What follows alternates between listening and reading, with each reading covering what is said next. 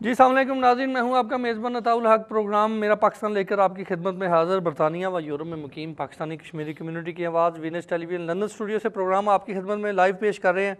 Programme थोड़ा सा late हो गया क्योंकि आपको पता है कि पूरे दुनिया में लंदन जो है वो खूबसूरती और दीगर सौगातों के साथ एक हवाले से मशहूर ये भी है कि ट्रैफिक जो है वो बहुत ज़्यादा होती है।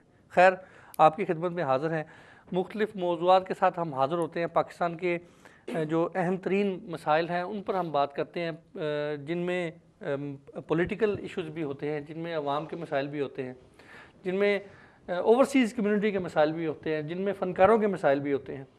आज भी हम ख़ास तौर पर फ़नकारों के शोबिज़ के मौसीकी के हवाले से हम बात करेंगे कि हमारे जो पाकिस्तान के फ़नकार हैं, जो पूरी दुनिया में जाकर पाकिस्तान का नाम रोशन करते हैं, पूरी दुनिया में नाम रोशन करते हैं। हौसला अफजाई हमारी ओवरसीज़ कम्युनिटी उनकी जो है भरपूर हौसला अफजाई करती है, मगर पाकिस्तान में रहने वाला मीडिया, पाकिस्तान में रहने वाली आवाम उनकी हौसला अफजाई नहीं करती। क्यों हमारे आर्टिस्ट जो हैं वो कामयाब नहीं हैं हमारे वतन के अंदर, और क्यों हम लोग जो है हमें बाहर जाकर काम करना पड़ता है, बाहर से हमें जो हौसला अफजाई मिलती है हमें अपने वतन में जो है वो क्यों नहीं मिलती, इस पर भी हम बात करेंगे। और आर्टिस्ट क्या समझता है, आर्टिस्ट की सोच, आर्टिस्ट बहुत हसास सोच रखते हैं, बहुत हसास फीलिंग के मालिक होते हैं।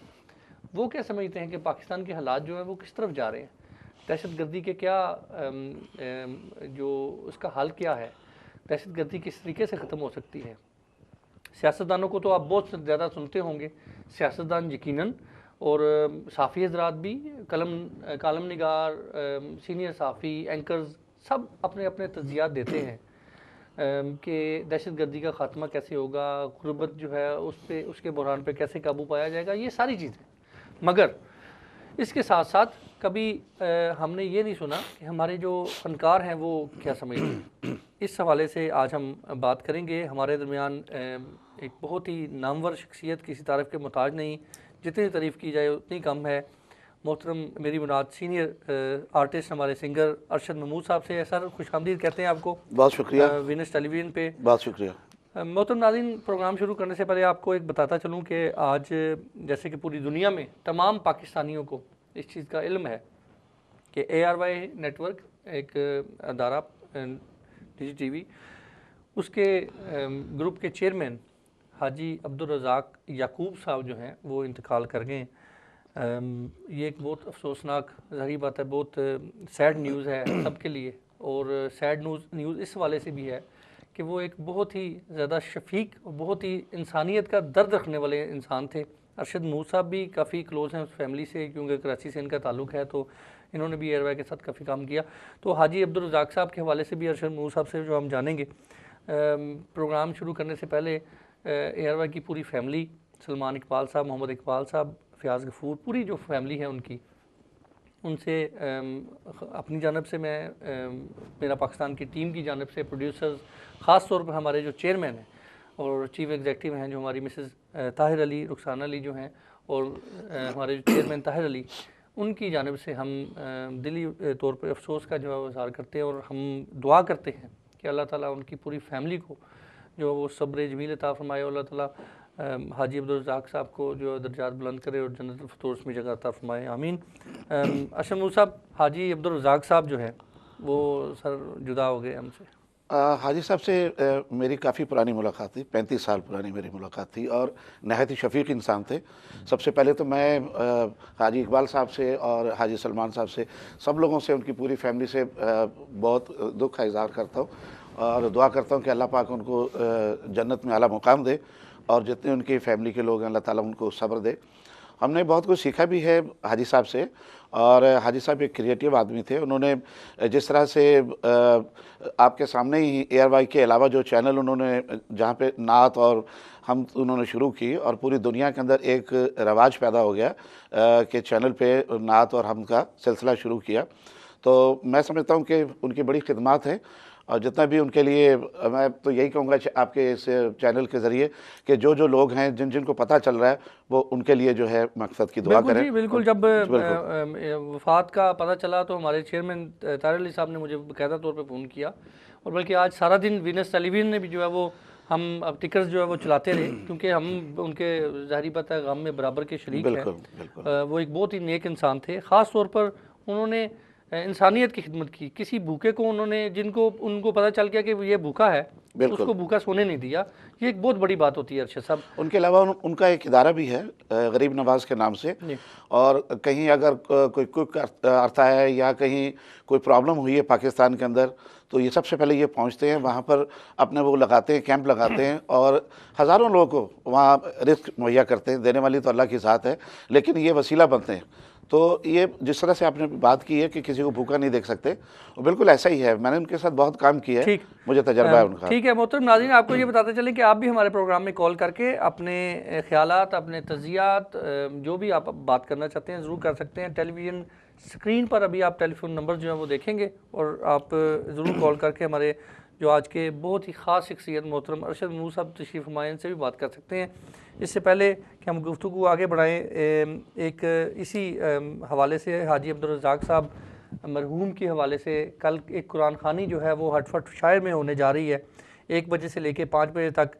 तो ये हटफट शायर में 167 नॉर्थ वेस्टर्न एवेन्यू हटफट शायर WD25 ख़वातीन के लिए पर्दे का जो है वो अलहदा से इंतज़ाम भी मौजूद है। ज़रूर कुरान खानी में जो है वो शिरकत कीजिएगा। अगर हम हाजी रज़ाक साहब को एक फ़नकार की नज़र से मैं कहूँ कि ट्रिब्यूट पेश किया जाए, तो कैसे ट्रिब्यूट पेश करेंगे आप? मेरे पास तो उनके लिए कहने के लिए लफ्ज़ नहीं है, क्योंकि वो जितने बड़े इंसान थे।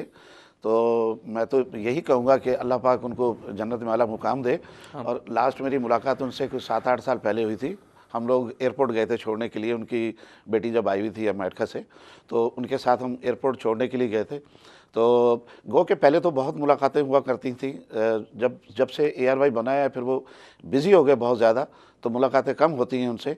तो अब तो खैर हम यही कह सकते हैं कि जहाँ जहाँ मेरे प्यार करने वाले हैं दुनिया के अंदर, जहाँ जहाँ आपका चैनल देखा जा रहा है, उन तमाम से अपने फ़ैन से मैं दरख्वास्त करूँगा कि हाजी साहब के लिए जो है दुआएं मग़फ़िरत करें, और दुआ करें कि अल्लाह पाक उनको जन्नत में आला मुकाम दे। अच्छा साहब, अपने टॉपिक की तरफ आते हैं। सर, पाकिस्तान के हालात को अगर हम देखें, मैं आप ज़ाहिर बात है आपके फ़न के हवाले से भी और आपके दीगर जो आपके शोबिज़ के हवाले से भी मैं बात करूँगा।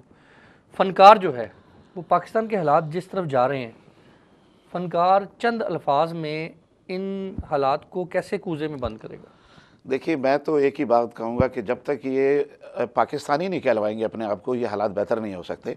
क्योंकि हर शख्स जो है वो कोई पंजाबी बनता है, कोई सिंधी बनता है, कोई बलोच बनता है, और कोई मतलब मुख्तलिफ़ लैंग्वेजेस के बनते हैं। तो मैं समझता हूँ कि जब तक ये अपने आप को पाकिस्तानी नहीं कहलाएंगे, एक पाकिस्तानी बन के अगर ये सोचेंगे, तो मैं समझता हूँ कि पाकिस्तान जो है मजबूत भी रहेगा, और उसमें यकजहती जो है जब तक आपस आप में नहीं आएगी तब तक कुछ हो नहीं सकता। क्योंकि जब तक ये मुट्ठी बंद नहीं होगी अता भाई, तो ताकत नहीं बनेगी। ठीक है, मुट्ठी खुल गई तो ताकत नहीं है।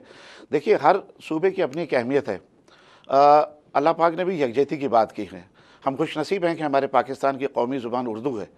सिंधी है तो पाकिस्तान की सरबुलंदी है, बलोच है तो पाकिस्तान की सोच है, पठान है तो पाकिस्तान की उठान है, और पंजाबी है तो पाकिस्तान की कामयाबी है। हम सब लोगों को आपस में इस तरह से मिलजुल कर रहना चाहिए कि जिस तरह से आसमान पे सितारे और कुरान में सिपारे। तो हमें पाकिस्तानी बनने की ज़रूरत है।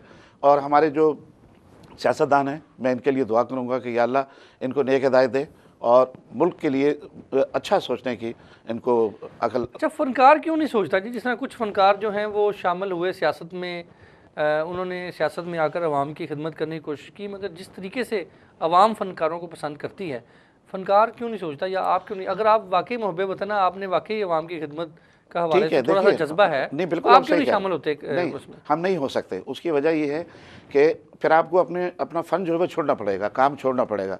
क्योंकि जब आप किसी सियासी पार्टी के साथ आप इल्हाक करते हैं तो आप उस पार्टी के होकर रह जाते हैं। फिर आपको दूसरा कोई जो आपको रोज़ी रोज़गार जो बंद हो जाता है, क्योंकि दूसरी पार्टी वाले आपको नहीं बुलाते। आप अगर इस पार्टी के हैं तो आपको दूसरी पार्टी नहीं बुलाएगी। वो बोलेगी जी अभी इब्रार हक हैं, इन्होंने इमरान खान साहब को, जी हाँ, इसमें आए हैं, और इन्होंने पूरा जोर लगाया कि जीत जाए, और मैं समझता हूँ कि ये जीत भी गए थे। और वहाँ से जो सियासत जो हमारे जो सियासी लोग हैं उनको ये पेच आते हैं, इनको पता है कि किस तरह से हमने अपनी पार्टी के लोगों को जितवाना है। तो हम कोई शरीफ आदमी जो है उसके अंदर जो है ना बड़ी मुश्किल से एडजस्ट हो सकता है। तो मैं समझता हूँ कि मैं तो कभी सियासत में नहीं आऊँगा, लेकिन ये है कि जब मैं देखता हूँ कि इस तरह की सियासत हो रही है तो फिर उसमें दुख होता है और दुआ करता हूँ कि या अल्लाह। मगर हर फनकार जो हैं, तमाम जितने भी फनकार हैं जी, अब ये अगर आप कहें तो मैं नहीं मानता, और ना ही इतनी आवाम हमारी बेवकूफ़ बैठी हुई है अरशद भाई। जितने भी फनकार हैं इस वक्त पाकिस्तान में मौजूद हैं, हर फनकार की कहीं ना कहीं एफिलिएशन, कहीं ना कहीं कोई सॉफ्ट कॉर्नर किसी के लिए, किसी लीडर के लिए, किसी सियासी पार्टी के लिए वो होता है, बिल्कुल है ना, बिल्कुल मेरा भी है। आप किसके साथ? मैंने बचपन से, मतलब जब से मैंने होश संभाला है तो मैंने भुट्टो साहब को देखा, और भुट्टो साहब की वजह से मैं एक दिन थाने में भी रहकर आया हूँ। ज़िया उल हक साहब का दौर था। अच्छा। तो रेडियो पाकिस्तान पे मैं इंटरव्यू दे रहा था, तो वहाँ उन्होंने मुझसे पूछा कि आपकी पसंदीदा शख्सियत, तो मैंने कहा जी मेरी पसंदीदा शख्सियत सबसे। मैं सर ये वाक़या बड़ा इंटरेस्टिंग वाक़या आपसे सुनता हूँ। हम कॉलर उनसे बात करते हैं जी। अस्सलाम वालेकुम जी। जी अस्सलाम वालेकुम। जी वालेकुम सलाम जी। जी मेरे मेहमानों को भी मेरा सलाम।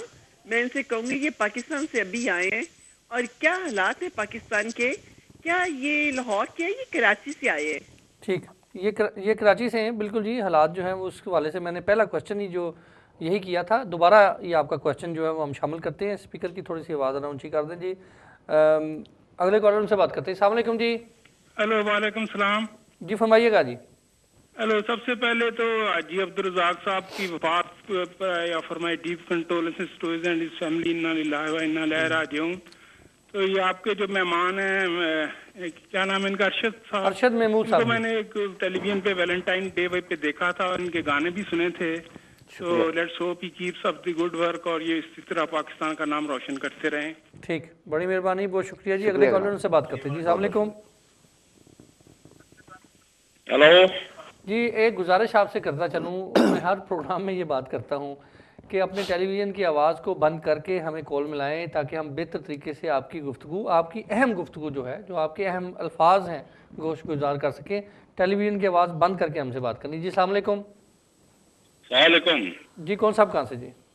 इश्तियाक अहमद टोनी बोल रहे हैं भाईजान। ने अरशद महमूद साहब से बात करनी थी। अरशद महमूद साहब ने जो पाकिस्तान के लिए इतने अच्छे अच्छे काम किए हैं जी, और जो अभी तक कर रहे हैं, अल्लाह इसे जिंदगी दे, अल्लाह इसको हिफाजत में रखे। हमारी दुआएं इनके साथ हो रही भी। हमारे साथ काफी लोग बैठे हैं जो अरशद महमूद साहब का सिर्फ गाना सुनना चाह रहे हैं कि हो सके तो मेरा एक काम करो। ठीक, ठीक है। जरूर इंशाल्लाह। मैं जी आपका काम की जो रिक्वेस्ट है मैं अरशद साहब की खिदमत में रखता हूँ और उनसे कहता हूँ कि आपका वो काम ज़रूर करें। अगले कॉलर उनसे बात करते हैं जी। अस्सलाम वालेकुम। हेलो अस्सलाम वालेकुम। जी फरमाइएगा जी। हाँ जी, राजा तरफ बोल रहा हूँ मैं। जी फरमाइएगा सर। ऐसा हाँ जी, अपना अरशद साहब को मेरा सलाम। वालेकुम अस्सलाम। और पाकिस्तान के हवाले से मैं बात करना चाहता हूँ, जितने भी हमारे ये पॉलिटिक्स आते हैं, अभी भी जो नून लीग की गवर्नमेंट है, अभी मैं देख रहा था कि उन्होंने फैसलाबाद में से जमीनें अपने नाम करा रही हैं, उसकी बेटी, और शेखुपुरा से भी जी, वो 40,000 आदमी है, उनकी जमीनें अपने नाम जबरदस्ती करवा रहे हैं। और जितने भी ये पॉलिटिक्स आते हैं, नहीं वो इमरान खान भी हमने सोचा था कि अच्छा होगा, लेकिन वो भी नहीं।